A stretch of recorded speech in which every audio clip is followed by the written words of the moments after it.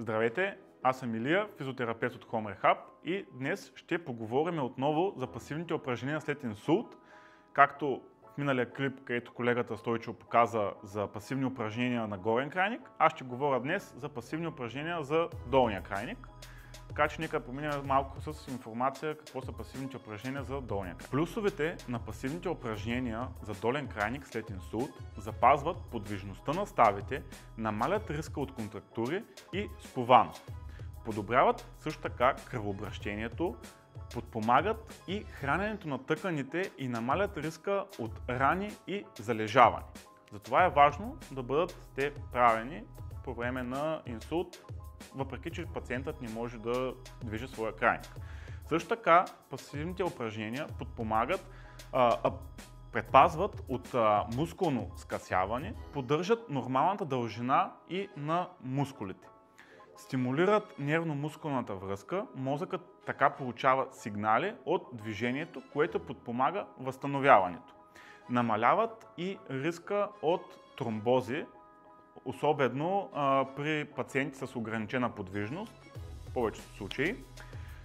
Подобряват и позицията и контрола на крайника, подготвят го за преминаването му от пасивни към активни упражнения. Нека да преминем и към самите упражнения, които ще ви покажа как се извършват. Така преминаваме към пасивните упражнения на долния крайник. Приемаме, че това е отпуснатия крайник, като трябва да вметнем, че е възможно кръка да не бъде напълно отпуснат, ами да има така наречената спастичност, т.е. да е скован. Затова по-внимателно не го напълвате прекалено много, според възможностите на пациента. Така, започваме с първо с тазобедрената става. Захващаме си кръка стабилно. Важно е да сме с добър захват, да ни е приведен, изпънат, стабилизираме и започваме да отвеждаме страни. Като не правиме голям обем, да не причиняваме болка на пациента, ами малко задържаме, прибираме. Правиме си 10-15 повторения в едната посока, прибираме в другата посока, 2-3 серийки и малко почивка. Още едно упражнение, което е пасивно. Кръка е сгънат по този начин и отпускаме надолу. Като имате предвид, че ако е отпуснат напълно кръка на пациента и той няма никакво движение, той ще пада. Затова е хубаво да бъде фиксиран с вашата ръка, да не му позволявате да го отпуска надолу напълно. И отпускаме, прибираме навътре. Пак отпускаме, прибираме, като пак при прибирането не е прекалено толкова навътре, защото все пак мускулите са слаби и не е хубаво да се прекалява с обема. Това пускаме, прибираме. След това преминаваме към повдигане на кръка нагоре, като не го предобреме да прекаляваме с повдигането, защото може да го заболи и да го опъне отзад кръка. Затова в нормалния обем на движение, не е прекалено много. Долу сме го захванали за глезена, да сме по-стабилни. Така, пак справяме 10-15 повторения. Продължаваме към коляното. Пак захват е долу, стабилно. Отдолу може да захванем с другата ръка под коляното и сгъваме. Сгъваме, отпускаме. Сега, кръка на пациента може да бъде и напълно отпуснат, да няма никакво движение в началото.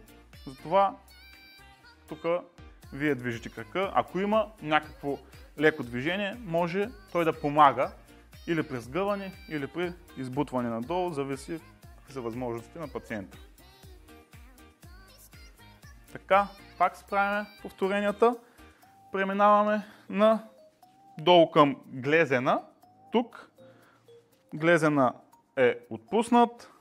Почваме нагоре, отпускаме надолу. Нагоре. Може и да е напълно кръка на леглото, не е нужно да е във въздуха.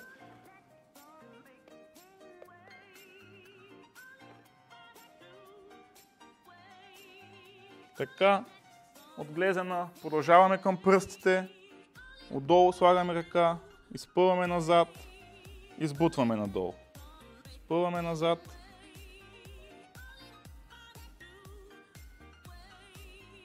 Като си направим тези упражнения на глезена, на пръстите, може да пробваме и комбинирани упражнения, т.е. сгънат в коляното, фиксирали сме го добре, от тук глезена е нагоре и изпъваме назад, надолу, нагоре, надолу.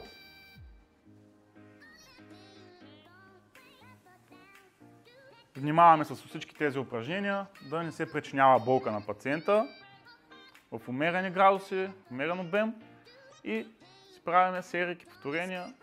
Когато прогресираме, вече ако може той сам да участва в упражненията, с негова помощ и така.